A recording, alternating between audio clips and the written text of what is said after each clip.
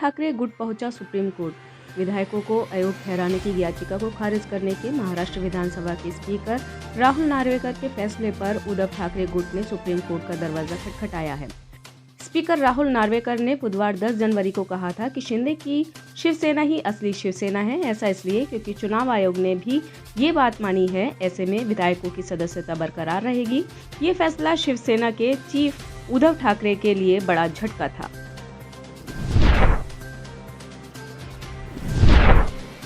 अयोध्या में रामलला के द्वार पहुंची कांग्रेस।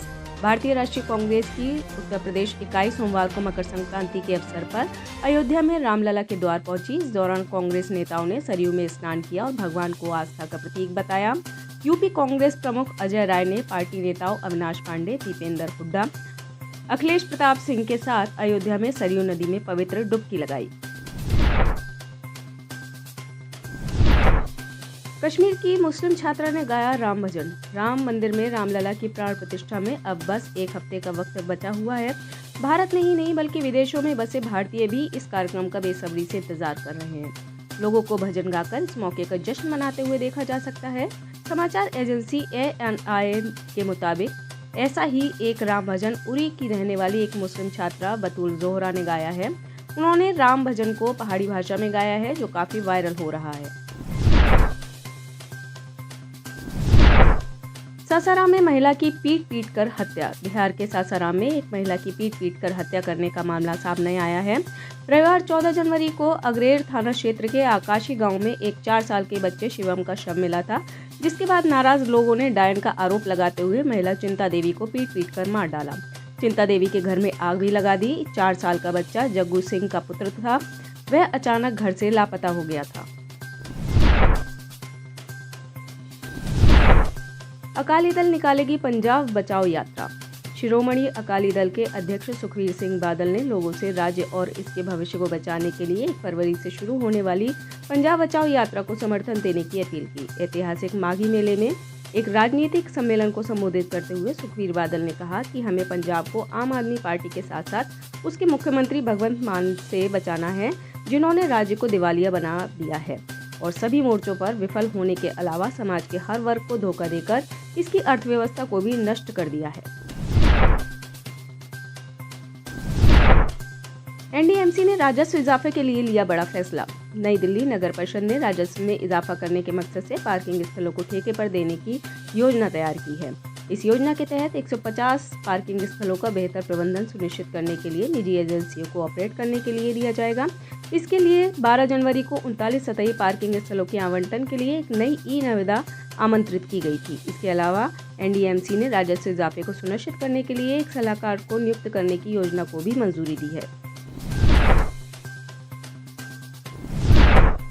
5 लाख के इनामी नक्सली ने किया सरेंडर। दंतेवाड़ा जिले में शनिवार को सरेंडर किए 5 लाख रुपए के इनामी नक्सली कमांडर ने बड़ा खुलासा किया है। सरेंडर नक्सली ने पुलिस को बताया कि दंतेवाड़ा जिला एक बार फिर से बड़े नक्सलियों के टारगेट पर है। नक्सली यहां एक और बड़ी घटना को अंजाम देने वाले हैं। इसके लिए वो जंगल में गोला बारूद के जखीरा इकट्ठा कर रहे हैं। साथ ही नक्सली लगातार जंगल में बस्तर के साथ साथ ओडिशा और आंध्र प्रदेश के अपने बड़े लीडर्स के साथ बैठकें कर रहे हैं।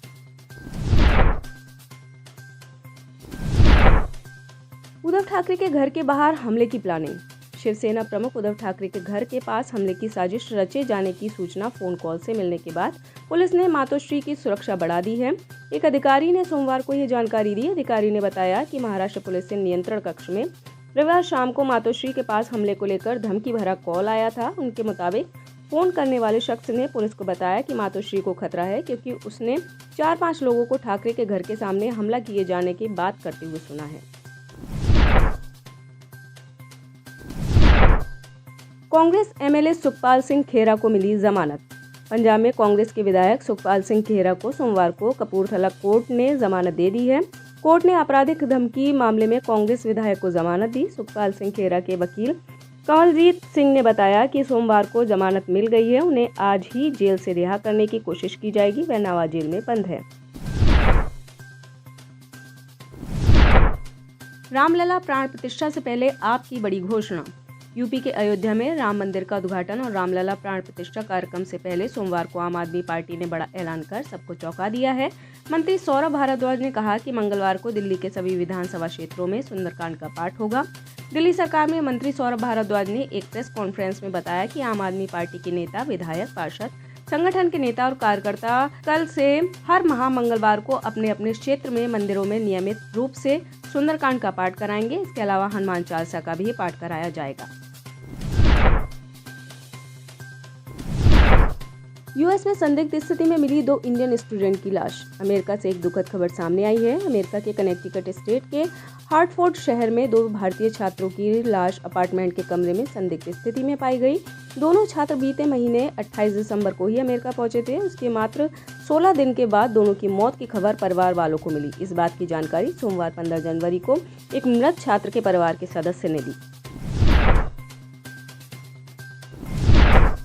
अमेरिका ने हैती के मिसाइल को मार गिराया। अमेरिकी फाइटर जेट ने हैती विद्रोहियों के इलाके से आने वाली क्रूज मिसाइल को मार गिराया है।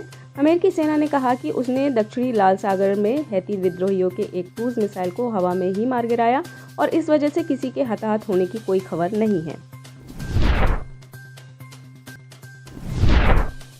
मुइज़्ज़ू हुए भारत के खिलाफ आक्रामक।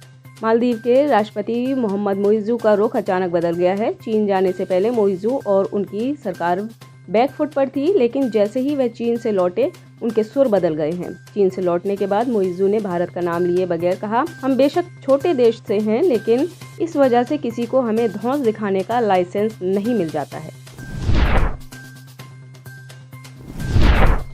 रूस में मिली सबसे बड़ी सोने की खदान। यूक्रेन के साथ जारी जंग के बीच रूस के लिए अच्छी खबर सामने आई है।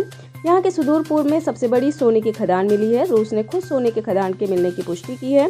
यह खदान पूर्वी संघीय इकाई चुटोट्का में स्थित है। रूस का दावा है कि इस खदान में 100 टन से अधिक सोना मौजूद है।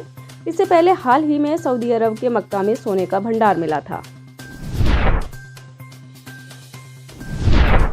पाकिस्तान में महंगाई ने निकाला दिवाला। पड़ोसी मुल्क पाकिस्तान में महंगाई की मार के चलते आम लोगों का दिवाला निकलता नजर आया है।